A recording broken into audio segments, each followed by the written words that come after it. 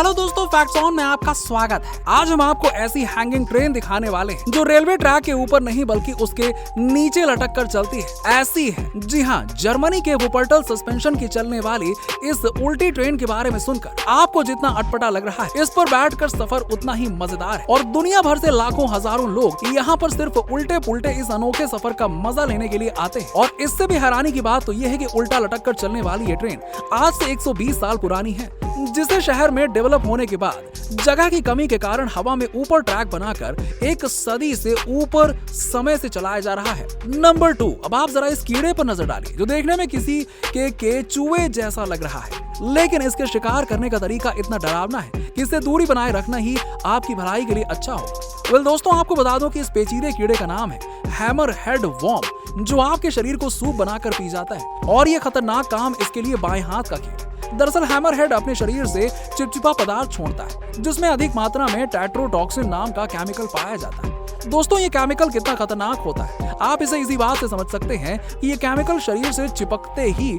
शरीर को लिक्विड में कन्वर्ट कर देता है और पानी बन गए टिश्यू को पी कर ये अपनी भूख मिटाता है। नंबर 3, दोस्तों, आपने अक्सर मंत्रियों या फिर नेताओं को उनके वीआईपी रूम में बैठकर फोन पर गपशप करते हुए देखा होगा, लेकिन क्या कभी आपने किसी मंत्री को बात करने के लिए 50 फीट ऊपर आसमान में जाते हुए देखा है? सुनने में ये बात बहुत ही अजीब लगेगी, लेकिन ये बात मध्य प्रदेश की है, जहां पर मुंगावली विधानसभा के विधायक और इस सरकार के मंत्री विजेंद्र सिंह यादव ने जन समस्या हल करने के लिए 50 फीट ऊपर झूले पर चढ़ना पड़ा।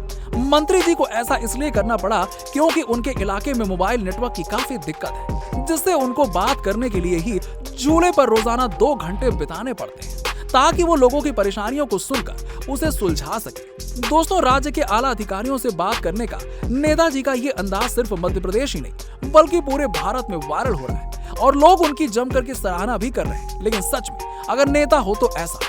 नंबर 4, दोस्तों, आपको ये बात तो बड़ी बात ही पता होगी कि मरने के बाद शरीर को जला दिया जाता है या जमीन में दफना दिया जाता है, लेकिन क्या आप ये जानते हैं कि इंडोनेशिया में एक ऐसा गांव भी है जहां बच्चे के मरने के बाद पेड़ के अंदर दफन करने का रिवाज है। अब ये बात सुनने में बेहद अजीब लगती है पर 100% सच है। इस गांव का नाम तना तोराजा है जो इंडोनेशिया के प्रांत दक्षिण सोलावेसी में मौजूद है। और यहाँ के लोग बच्चों के मरने के बाद उन्हें जमीन में दफनाने की बजाय एक बड़े से पेड़ के अंदर दफनाते हैं। और यहाँ के स्थानीय लोगों की माने तो ऐसा करने से हवा उनके बच्चों की आत्मा को बहा कर ले जाती है और प्रकृति उनके बच्चों को अपने में समा लेती है और वो फिर से प्रकृति का ही हिस्सा बन जाते हैं।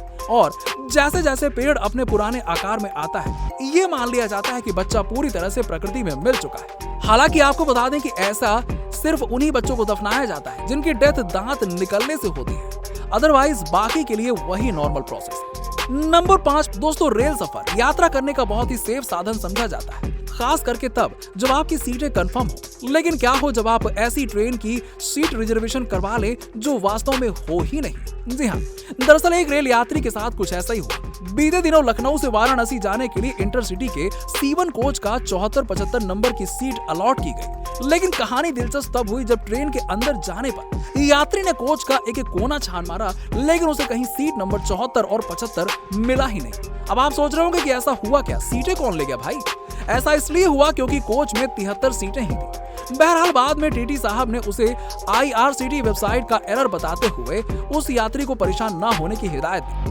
हालांकि टीटी ने उस यात्री को दूसरे कोच में सीट मुहैया करवा दी, लेकिन रेलवे के आला अधिकारी इस समस्या का समाधान कब करते ये देखना अभी बाकी है। तो दोस्तों, इसी के साथ खत्म होती आज की हमारी ये फैक्ट की वीडियो। मिलते हैं आपसे अगली वीडियो में। आपको कौन सा फैक्ट सबसे अच्छा लगा कमेंट करके